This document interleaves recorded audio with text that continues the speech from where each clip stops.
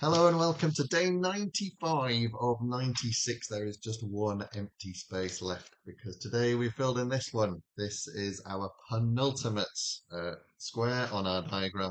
It's taken us all the way from Ash Wednesday and takes us to Pentecost Sunday tomorrow. It's Saturday before Pentecost Sunday today, and we are going to read the penultimate chapter of the fourth gospel that we've read. We read John, we read Luke, we read Mark, and now we are reading chapter 27 of Matthew's Gospel today. So let's see what happens. Jesus was arrested last night, put on trial. Peter denied him, and let's see what happens now. Well, I mean, we know what happens now, but let's read the story once again. It's just always wonderful to read the story and to hear it again. No matter how many times we hear it, it is such a powerful story. Matthew chapter 27. Early the next morning, all the chief priests and the nation's leaders met and decided that Jesus should be put to death. They tied him up and led him away to Pilate the governor. Judas had betrayed Jesus, but when he learned that Jesus had been sentenced to death, he was sorry for what he had done. He returned the 30 silver coins to the chief priests and leaders and said, "I have sinned by betraying a man who has never done anything wrong." "So what?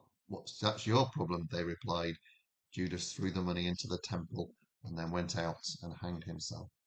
The chief priests picked up the money and said, "This money was paid to have a man killed. We can't put it into the temple treasury." Then they had a meeting and decided to buy a field that belonged to someone who made clay pots. They wanted to use it as a graveyard for foreigners. That's why people still call that place Field of Blood. So the words of the prophet Jeremiah came true. They took the 30 silver coins, the price of a person among the people of Israel. They paid it for a potter's field, as the Lord had commanded me. Jesus was brought before Pilate the governor, who asked him, "Are you the king of the Jews?" "Those are your words," Jesus answered. And when the chief priests and the leaders brought their charges against him, he did not say a thing.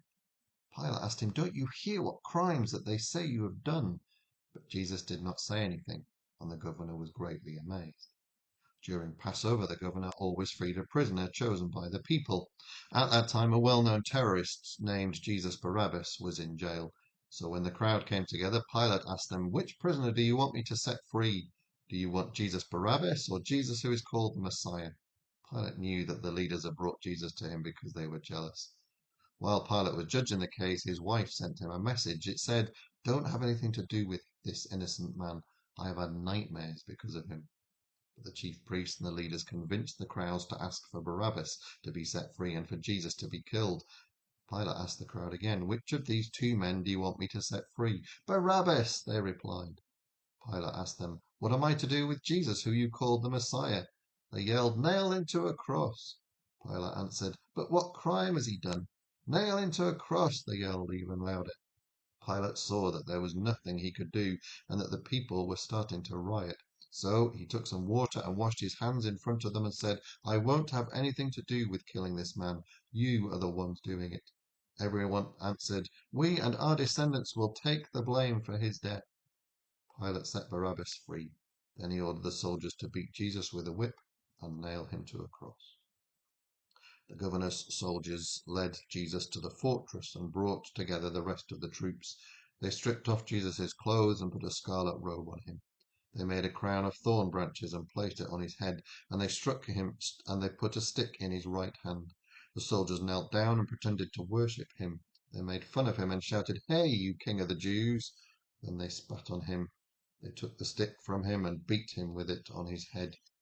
When the soldiers had finished making fun of Jesus, they took off the robe, they put his own clothes back on him and led him off to be nailed to a cross. On the way they met a man from Cyrene named Simon, and they forced him to carry Jesus' cross. They came to a place called Golgotha, which means place of a skull. There they gave Jesus some wine mixed with the drug to ease the pain, but when Jesus tasted what it was, he refused to drink it. Soldiers nailed Jesus to a cross and gambled to see who would get his clothes. Then they sat down to guard him. Above his head they put a sign that told why he was nailed there. It read, "This is Jesus, the King of the Jews." The soldiers also nailed two criminals on crosses, one to the right of Jesus and the other to the left. People who passed by said terrible things about Jesus. They shook their heads and shouted, "So, you're the one who claimed you could tear down the temple and build it again in 3 days. If you're God's son, save yourself and come down from the cross." The chief priests and leaders and teachers of the law of Moses also made fun of Jesus. They said, "He saved others, but he can't save himself. If he is the king of Israel, he should come down from the cross, then we'll believe him. He trusted in God, so let God save him if he wants to." He even said he was God's son. The two criminals also said cruel things to Jesus. At noon, the sky turned dark and stayed that way until 3 o'clock. Then about that time Jesus shouted, "Elachi, Elachi, lama sabachthani," which means, my God, why have you deserted me?" Some of the people standing there heard Jesus and said, "He's calling for Elijah." One of them at once ran and grabbed a sponge. He soaked it in wine, then put it on a stick and held it up to Jesus. Others said, "Wait, let's see if Elijah will come and save him." Once again Jesus shouted, and then he died. At once the curtain in the temple was torn in two from top to bottom. The earth shook and rocks split apart, graves opened, and many of God's people were raised to life. They left their graves, and after Jesus had risen to life, they went into the holy city, where they were seen by many people. The officer and the soldiers guarding Jesus felt the earthquake and saw everything else that happened. They were frightened and said, "This man really was God's son." Many women had come with Jesus from Galilee to be of help to him, and they were there looking on at a distance. Mary Magdalene, Mary the mother of James and Joseph, and the mother of James and John were some of these women. That evening a rich disciple named Joseph from the town of Arimathea went and asked for Jesus' body. Pilate gave orders for it to be given to Joseph, who took the body and wrapped it in a clean linen cloth. Then Joseph put the body in his own tomb that had been cut into solid rock and had never been used. He rolled a big stone against the entrance to the tomb and went away. All this time Mary Magdalene and the other Mary were sitting across from the tomb. On the next day, which was the Sabbath, the chief priests and the Pharisees went together to Pilate. They said, "Sir, we remember what this liar had said while he was still alive. He claimed that in 3 days he would come back from death. So please order the tomb to be carefully guarded for 3 days. If you don't, his disciples may come and steal his body. They will tell the people that he has been raised to life, and this last lie will be worse than the first one." Pilate said to them, "All right, take some of your soldiers and guard the tomb as well as you know how." So they sealed it tight and placed soldiers there to guard it.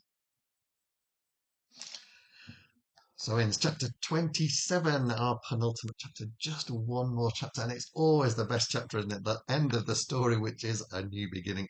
Not to tell you what's going to happen tomorrow, but it is quite something to read Jesus's crucifixion story again. And we've heard it in each of the Gospels, the way that Jesus was nailed to the cross and the way that he died, the way that the manner of his death was such that the people who saw it were amazed and recognized it as being different from all the other people who they put to death on the cross, and the way that Jesus was laid in the tomb and the tomb was sealed. They thought it was the ending, but there's still a chapter to go. Join me for day 96 of 96 tomorrow as we complete our journey on Pentecost Sunday. I'll see you tomorrow. All the very best. God bless. Bye bye.